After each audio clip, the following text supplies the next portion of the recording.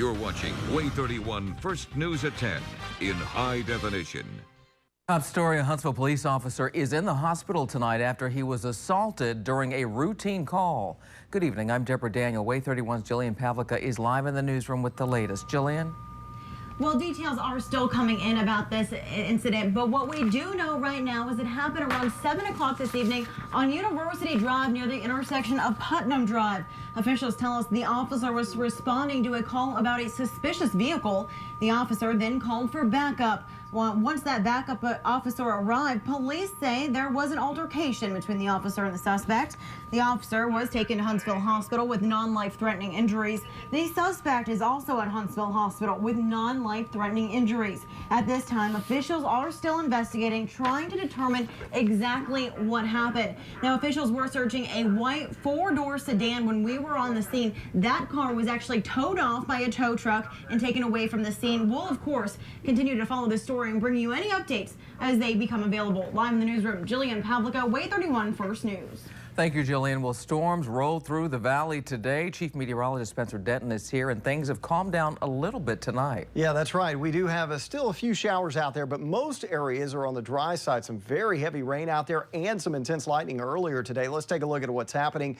And first start off with a few photos from earlier today. This was the view from Montesano here at the TV station, looking at that big storm right over Madison. We had the perfect view. Ari and myself, we were both out there getting some shots of this. Just an incredible looking storm with a lot of lightning, some heavy rain, even some small hail out over toward Hughes Road. Here's a look at that storm afterwards. The harvest sunset behind the storm from Anessa Stapleton. Appreciate her sending those in. And right now, here's what's going on. Not much happening out there. We do have a little bit of isolated activity up into Lincoln County, Tennessee, but this is all diminishing up there around Petersburg and Belleville. We'll talk more about the storm chances for your Friday and a look at the weekend forecast in just a minute.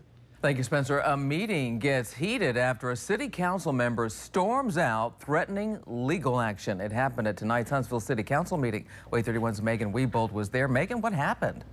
Well, Deborah, it all came about over accusations about Councilman Will Culver. A local radio host is accusing him of double dipping, using a position on the council to move forward an expansion project from Calhoun Community College. Jackson says a longtime member of the criminal justice staff's contract wasn't renewed in favor of hiring city council member Will Culver. Jackson says this is because Culver is on the council and Calhoun Community College wanted to purchase land in the city of Huntsville. Culver says the accusations are completely untrue. He then walked out of the meeting and threatened legal action. And the slander that was in a paper that he printed, I let that slide, and now he comes into this forum and wants to bring up things that he knows are not true. It saddens me, and this is not the place for it. If Culver wants to threaten a lawsuit against me, go right ahead. He's a public figure. I am bringing to him accusations that I have had brought to me. I've called him numerous times and tried to get him on the record. This was the only way I could get any conversation, and you saw the minute it happened, he packed up his stuff and he walked out. Now, Councilman Culver resigned his position at Calhoun Community College back in 2012. Now, after the commotion at the council, Mayor Tommy Battle presented his budget for next year. Next year's budget calls for a modest increase, about 2.5% over this year's budget. Mayor Battle says that's because of increased costs for personnel, things like salaries, health care, and fuel costs for cars. The mayor says after federal cuts in past years that were tough, this year is all about balancing the budget. You know, we're again doing the same thing that we've done in the past. We're just making sure that we're very conservative in our budgeting. We'll move through this budget process and make sure that, you know, revenues equal expenditures. So again, we can have a balanced budget. Deborah, tonight's meeting was only an introduction for the budget. The council will vote on the measure sometime before October 1st. All right, Megan Wiebold live in the studio tonight. Thank you, Megan. The Muscle Shoals City Council approved changes to the city's junk and nuisance property ordinance. It will strengthen the city's ability to penalize offenders. The ordinance addresses overgrown lots, non-working cars, and junk. The changes go into effect in October. Recycling changes for homeowners in Athens. For 2 decades, the city delivered its curbside recycling to the Athens Limestone Recycling Center. Well, now it's taking it to Decatur's Recycling Center, so workers don't have to sort items on the side of the road. We may have to make some cutbacks at some point. We're just not sure how that's all going to play out. We're not sure if this decline in plastics and cardboard is a result of the city's decision or if it's just, you know, the time of year. Athens delivered new recycling bins in July, but a reminder, certain plastics and glass must still go to the Athens Limestone Recycling Center. The Madison County Board of Education presented its budget for the school year tonight. It's trying to find ways to deal with the money it's losing from federal and state cuts. For instance, members say the computer labs in schools are 3 years behind, and making upgrades will be a slow process. Budget constraints, we're gradually adding and upgrading the existing computer labs and teachers' computers at this time. The board plans a public hearing on September 12th. New jobs are headed to the Valley thanks to the expansion of a famous business. The Jack Daniel's Distillery in Lynchburg, Tennessee is adding still and barrel warehouses to the tune of $100 million, bringing 90 new jobs to the small town as well. Construction begins in a few months and will take 2 years to complete. It's Jack Daniel's parent company, Brown-Forman's largest expansion in 147 years. Test until the whiskey is ready to be called Jack Daniel's, and we don't bottle to age, we bottle to taste. Okay, that's the way we keep our whiskey consistent. So no matter where you buy it anywhere in the world, you know that first of all it was made in Lynchburg, Tennessee, and it's going to taste exactly like the last bottle you purchased. Officials say one of the reasons for the move, overseas demand for the whiskey, is skyrocketing. In other news, police are investigating after a gun accidentally went off in a student's backpack at a school in Tennessee. They say a 5-year-old kindergarten student brought the gun to Westside Elementary School this morning. The child is in police custody. Many parents are furious they were not notified and had to learn about the incident from the media. The safety and security of all of the children in our schools was upheld. Authorities say there's no evidence the child was trying to harm anyone, but weapons, of course, are not allowed on school campus. Lauderdale County District Attorney Chris Connolly hosted his second public meeting tonight to discuss Alabama's new gun law. He and other officers have been holding meetings to clear up any questions and concerns about the changes that come with that new law. Well, the National Rifle Association held a Friends of the NRA banquet in Madison tonight. A huge crowd turned out for the fundraiser at the Marriott at the Space and Rocket Center. They enjoyed food, raffle drawings, and silent auctions for guns and other prizes. And the president of the NRA addressed the crowd and held a book signing. For the largest one in the entire state, little old Huntsville. We beat Birmingham, Montgomery, everywhere else. And we gave more than $15,000 to the shooting sports in the local area. And the next NRA banquet is August 21st of next year. 20-year-old Lorenzo Jimenez of Huntsville is charged with enticing a child for immoral purposes. Police say he tried to lure a 12-year-old girl into his car on Michael Avenue in Madison this morning as she was walking to her school bus. She boarded the bus and told the driver, and that driver called police. A judge denied another request for bond from capital murder suspect Joe Moyers. He is accused of shooting at Brandon Heydrich's truck while he was lost near Moyers' property in September 2012. Heydrich was killed. Moyers asked for bond in June after being charged a second time with capital murder. Jordan Cricky, one of the 3 people charged with murdering 2 Crystal employees in Decatur, will go to trial September 30th. Cricky, Ezekiel Golston, and Cassandra Eldred all face murder charges. Police believe they shot and killed night manager Jeffrey Graff and employee Jesse Aguilar at the Crystal on 6th Street in August 2011. Cricky pleaded not guilty by mental defect. Eldred pled not guilty, and Golston applied for youthful offender status because he was 20. At the time. Egypt is teetering on the brink of a civil war, and today a new twist to the chaos. Crowds of supporters gathered outside Cairo's Tora prison to celebrate the release of former Egyptian President Hosni Mubarak. Mass protests in 2011 forced Mubarak from power. The 85-year-old has spent almost 2 years in jail facing corruption and other charges. With respect to the Mubarak trial and decisions made, this is an internal Egyptian legal matter that is working its way through the Egyptian legal system. Beyond that, I don't have more for you. I refer you to the Egyptian government. The Obama administration is now in the process of reviewing its aid to Egypt. Gate guards are using new equipment and procedures at Redstone Arsenal for people entering the base. They hope it ensures everyone is properly credentialed. And the base says having your credentials ready will ease traffic congestion. Judge Mark Kennedy, chair of the Alabama Democratic Majority, is speaking out about growing the party's strength in Alabama. Alabama's Democratic Party met tonight in Madison to discuss its future goals and possible Democratic hopefuls in the 2014 elections. The meeting also honored Kennedy for his contributions to the party. Qualified candidates. It requires us to run vigorous campaigns, but right now it's about voter registration and it's about making sure that people know and understand what the voter ID bill is. The party is working on plans to grow its numbers across the state. Well, next week, the nation's first black president will stand where Dr. Martin Luther King stood 50 years ago. President Obama will address where he believes the nation should be headed in the ongoing push for equality as the nation observes the 50th anniversary of the March on Washington. 250,000 people were on hand in 1963 when Dr. King delivered his I Have a Dream speech. Former Presidents Jimmy Carter and Bill Clinton will also take part in next week's events. Well, you no doubt take pictures on your phone. Well, our tech guy shows us a new phone that may have the best camera of all the smartphones out there. Spencer? Looks like another chance of a shower or thunderstorm on Friday, but temperatures will remain hot through the weekend. We'll take a look at your 7-day forecast when Way 31 First News at 10 continues. Stay with us.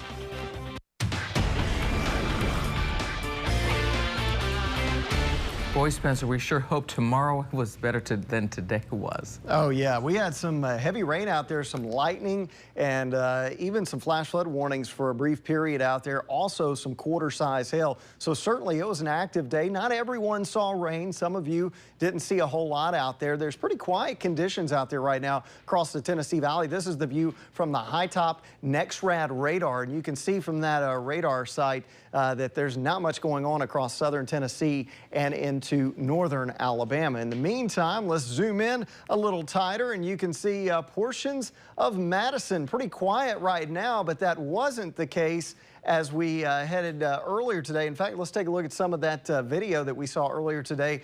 The flooding was pretty intense in some areas. Look at the water crossing over the roads there.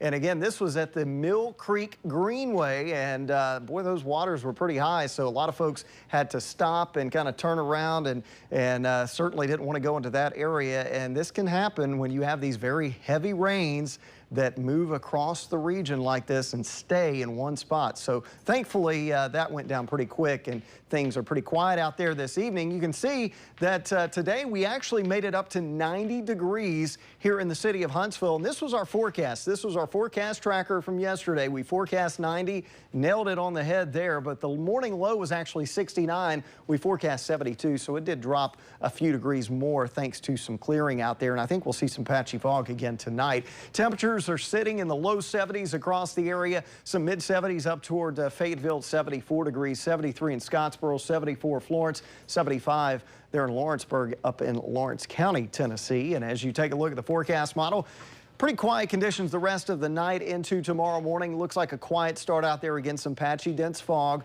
but a warm start nonetheless. And here comes a cool front that will trigger some showers and storms, especially to our north across northern middle Tennessee during the day tomorrow and into the afternoon. We could see a few of those work into the area. And then this front will kind of fizzle out and work its way a little further south. Think we'll stay dry for Friday night. And as we head into Saturday, the best chance of a shower or thunderstorm probably off to our south. We'll still keep a slight chance here in the forecast. And then as we go through the day, Saturday, Sunday into Monday, high pressure builds in and we look for quiet but hot weather out there into next week. Here's a look at the forecast for tonight. 68 degrees, partly cloudy. Again, can't rule out an isolated shower or storm, but most of those have dissipated. We're looking at overnight lows in the upper 60s primarily across the region. And again, some patchy dense fog, especially in those rain-soaked areas in the morning. So be careful out there. But once again, highs in the upper 80s to near 90, hit or miss. Showers or storms tomorrow. Then the rain chance diminishes to 10% by Saturday and Sunday. And then by next week, we're up near 90. 90, lows in the mid to upper 60s. We could be in the mid 90s by late next week, so summer is definitely not over yet. That's a look at the forecast. Here's some other forecasts across the valley for your Friday. Attention radio control hobby enthusiasts. Emergent RC is your place to play. Test your skills on the on-road kart track or climb on the off-road rock wall. Beginner to veteran airplane and helicopter pilots enjoy products, flight training, and support from a skilled and knowledgeable staff. We're located at 2118 Highway 72 East, Suite 4, close to O'Brien Steakhouse in Huntsville, Alabama. Or give us a call at 256-852-6833. Breaking news, new information from our top story tonight. Police have arrested the man they believe assaulted a Huntsville police officer tonight. They believe 39-year-old Olusola Koponiyi cut the officer. It happened on University Drive around 7 tonight. Both men were taken to the hospital in Huntsville with non-life-threatening injuries. We'll have the very latest on our website and, of course, tomorrow morning. And more news now. A new study shows 30% of all photographs are now taken on smartphones. Our tech guy shows us one that may have the best camera anywhere. We may have finally reached a moment where smartphones can do just about anything they can do and we need them to do. We can get on the internet, we can check email, play some games, take some pictures. Well, Windows has come out with something that they think may be a game changer when it comes to competing with iPhones and Androids. This is a Nokia Lumia 1020, and the big feature, it has a 41 megapixel camera. Point-and-shoot cameras do not come close to 41 megapixels. Most have 16. On a sunny day, the Lumia captured every color vividly. Green grass and blue skies really pop as if they were taken with a $1,000 DSLR. And the video is impressive too. 1080 high definition with even better color and quality than the photos. Like all smartphone cameras, there's no zoom, but check this out. Because it's 41 megapixels, you can zoom after you take the picture, and it retains the detail. The shutter speed is good, not great like a professional camera, but that's a small downside. Low light shots are the best of any smartphone camera by far. I took this shot with an iPhone 5 just after dusk. Now, look at the same shot taken with the Lumia 1020. Yeah, no comparison. Stunning photos from a smartphone that costs a little more than a point-and-shoot camera. I wouldn't even call the Lumia 1020 a smartphone camera, more like a camera that happens to be a smartphone. It does run on the Windows operating system, which is very easy to use, but there aren't as many Windows apps. You know, there are a lot of people out there still who never use apps. They only want a smartphone that they can make calls, they can get on the internet, and of course take some pictures. And for those folks, especially Windows users, this Nokia Lumia 1020 may be picture perfect. Keeping you plugged in, I'm Jamie Tucker. Way 31, First News. Smile. Hi everyone, high school football getting underway tonight. Preseason jamborees in action for you. Coming up in sports, we're heading out to the gridiron. Don't go to bed yet. Now it's time for your Precious Metals Report, brought to you by Simon's Jewelers.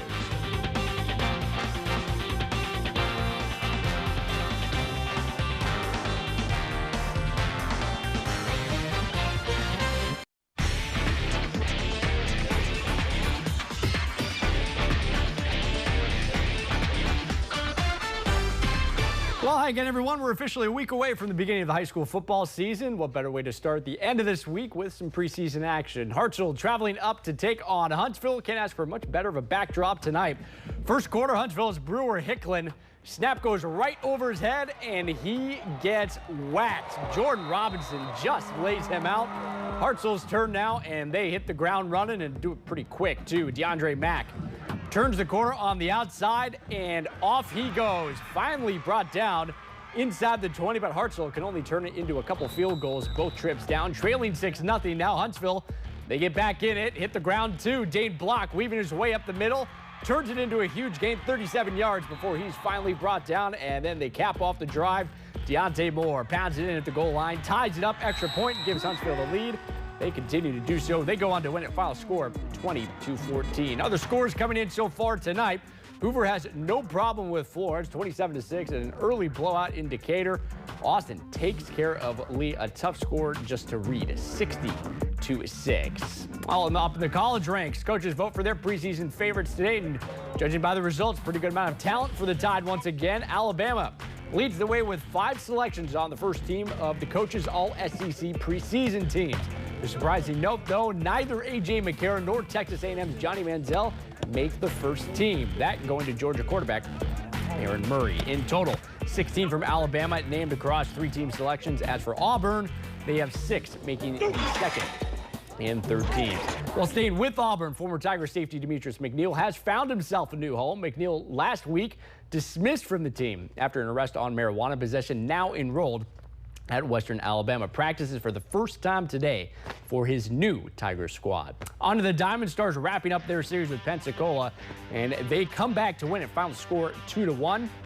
And in the big leagues, Bravos continue their road swing in St. Louis, but it's the Cardinals who get the win 6-2. Well, up in the pro ranks, the NFL ruled #1 about being a rookie in camp.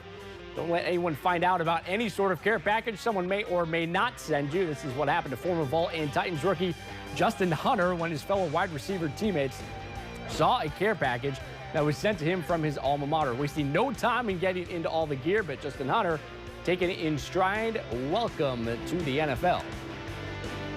Nate, Damian, and Kenny, they tore up my box. They were so excited to see that Tennessee. So, you guys seen Kenny with the hat on. So, he's supporting the group. So, gotta love him. I'm glad they're supporting my team and everything. They're actually in Tennessee. So, yeah, they had no choice. Gotta love a little hazing. Not bad. I mean, they ripped that box open and just threw on all his stuff. Oh, yeah. Yeah, I'm sure he let him have it. Well, see, I think they may have given it back. I don't know. Let's hope so. I hope so. Our Spencer's next.